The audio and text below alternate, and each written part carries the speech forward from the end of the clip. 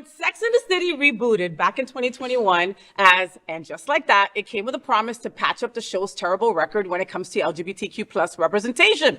Every queer person remembers wincing when Carrie Bradshaw, played by Sarah Jessica Parker, claimed in the original series that she wasn't even sure bisexuality existed. Sadly for fans, that representation came in the form of a brand new non-binary character, Che Diaz, played by non-binary actor Sara Ramirez. While we're always here for a bit of non-binary representation on TV, Che has become one of the show's most disliked characters ever for publicly humiliating ex-girlfriend Miranda Hobbes. And just like that, fans are disgusted. I never liked her. I'm just saying. What are we all talking about? Yeah, let's unpack this shit right now, Cal, because you know that you and me always fight about this stupid show. And for the record, yes, you have said that how much you don't like her. So that it is true. Faye does not like Che Diaz at all. I don't. I don't like her character. I think she's a bad representation of the lesbian community. But she's not a lesbian. Sure. She's non-binary. But I mean, like, but that's, you know what I mean. Yeah. Like, no, Miranda's our great representation of lesbian. Yeah, but overall, like, I love the show. Like, I love the fact that it rebooted because it's for a different generation. I love the fact that there's so much more diversity now, new friends that have entered, new storylines. I actually, when I first watched anything Sex in the City is when the movie came out. Okay. I had never seen the show before. No. I'd seen like episodes here and there when it was on reruns, you know, things like that. But after the first movie came out, I actually went back and started watching the show, and I watched everything. And then the second movie came out, and now the reboot has come out now, and I think the reboot is fantastic. And the way that they've, like I mentioned, diversified the cast and introduced new characters and new friendships and made it extremely modern day. Like, things that happen in the show are happening to us now. You know, they talk about the pandemic. You know, for those who have seen the show, or you know, spoiler alert. You know, they some of them have kids. You know, things that Charlotte's going through with her daughter. Yeah. You know, or what Miranda's going through with her marriage and like her son. You know, so it's a whole new generation of things. And I don't think they realized that it was going to be such a LGBTQ like hit. Or like the gays would love it so much. Think it's that much of a hit? I think so, in the gay community. I think that a lot of the LGBTQ plus community love watching Sex in the City because they identify with one of the characters or multiple characters, and there's different things. It's like, you know, some days I identify as a Carrie or as a Samantha or Charlotte or Miranda. So I think when it was originally written, you know, it wasn't intended for that purpose because it was for white women who were growing up in New York. You know, really wasn't an LGBT. No, and it wasn't inclusive, audience. And they didn't really touch on LGBT. I mean, they all had the gay best friend, but that was, you know, that was all they had. Yeah. You know, I think that they roped us in, right? You know how like a crack dealer gives you a taste, right, for free, and then you want to keep on coming back and paying for it. I think that's what it was. They roped the LGBTQ plus community in because they had you know, the gay best friend, right? But also the fashion was so on point, right? The fashion was everything, and that was why I watched Sex and the City, right?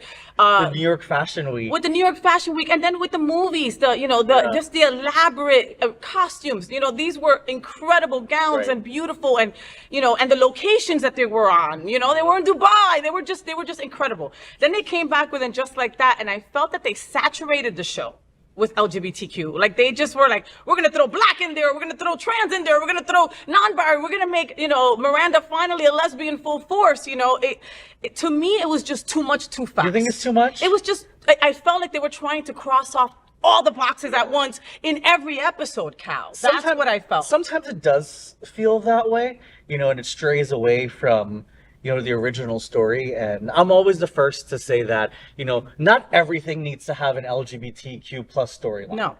You know, and I always say that for a lot of things, but everyone watches everything and they're like, you know, they'll watch an episode of the Ninja Turtles and be like, well, there's 4 dudes, one of them has to be gay. Yeah. You know, like, because he's wearing purple. You know, not necessarily. You know, like, so we don't always have to interject that storyline, but I am happy that it's happening, you know, with different characters and stuff like that. But, you know, going back to Che, it's very interesting to see how her character has developed. But not only for Miranda, because she's actually a lesbian in real life, so I'm happy that she's able to play her authentic self now. Truth. And she's been able to direct a lot of the episodes and just like that.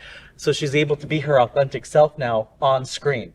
So I think that is really incredible for that type of character development. And even for her friends to be able to accept that for, a close group of best friends who have grown up together for, 20, 30 years and kind of move towards that acceptance and learning, what she's going through, in the next phase of her life. But, going back to Che, like that last scene, for folks who haven't seen it who yet. cares? We're spoiling it off for you. I mean, God, alert, when Che got on stage and did a whole entire act about Miranda and about her relationship with this woman who thought she was straight and all this stuff, like she threw her. It was like through the meat hurtful. grinder. Yeah, it was really hurtful. It really was. And I get, comedians, everything in their life becomes material. Yes. But I thought that kind of crossed the line and it was very hurtful. But I think it was done in a way for Miranda's character to kind of see and open her eyes to, okay, you're exploring your sexuality, but this is not the person that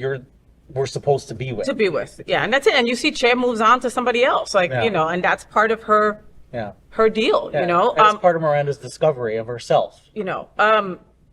Samantha is back. She was back on the last episode. Again, if you didn't see it, you're spoiled. I'm sorry, baby. I'm catching you up, right? So I wasn't really happy about that. So they had Samantha in the last episode of the season, and it was her. It wasn't her on a phone. It wasn't her on speaker. Like it was, it was her in a car talking to Carrie that she couldn't make it to the dinner at the old place. And that's another thing. I miss good locations, right? They had to film this at the old apartment because they probably couldn't get another day to film at the new place. You know what I mean? And you could just tell. You could just tell. So Samantha was a part of it, but it was like not wholehearted. It seemed forced again, and that kind of made me believe. I mean, I know that there's rumors going around that she might be in some of it next season because it's been brought back for another season. But is it going to keep us on the hook again, waiting all season for Samantha to show up? Because again, Miranda is my least favorite. I get it. I'm lesbian. Woohoo! I should be happy. She's my least favorite character, and Charlotte is a close second. It was Samantha and Carrie that kept me there, and now that Carrie is the crying Aiden, I kind of can't stand her either, so I need Samantha back. Yeah. And recently, Samantha's character, now I can't remember her name, her real name, we're just going to call her Samantha. Kim Cattrall, thank you. She was recently on ABC's The View promoting her Netflix series Glamorous. Which is a great show. Watch it if you can. Yeah, which is amazing. And they asked her about Sex and the City, and she said that HBO actually called her and said that, we would want you back. And Samantha said that she would only do it if it was done her way. So I don't know if that was just the 2 minutes that she was on the show. She wasn't with anyone else. What that means for the future, but hopefully it means there is a return of Samantha because I loved her. I loved her too. I loved her for the fact that I related to Samantha in the way that I was always the oldest person in my group of friends, and Samantha was the oldest person in that group of friends. So she brought a little bit of different perspective and wisdom, to her little wit. And I love that. I love that about her. I love that. So I hope that next season, and it has, and just like that, it's been renewed for a third season now. By HBO. So hopefully next season we'll be able to see more Samantha. I hope so. And less Miranda. Yeah, I can even do away with Steve too. He's getting on my nerves too. I love Steve. Build your bar in Coney Island. He's such a good guy, though. He's a good guy. Okay, so maybe you should date him. I would date Steve. Okay, well, but I won't move to Coney Island. Nobody wants to. What's the train? What is Nobody. the train? It's the L train. It's the L or the N, all the way. And the only reason I know that is because when I used to drink, I used to fall asleep and wake up in Coney Island when I was trying to get to Brooklyn. It is what it is, right? You learn something new about Faye What all the time. So, did you enjoy the show? I know you did. So make sure to click subscribe so you won't miss any of the events, news, or interviews right here on the Faye What Show. Ring the bell at the bottom of the screen, right there, so you'll be alerted every time we're live. You can also click on the Happening Out Television Network logo so you can see all of the shows on the most diverse LGBTQ plus media network. Find out just what we're doing to bring the L and the G together right here on the Faye What Show. Get the week started with me.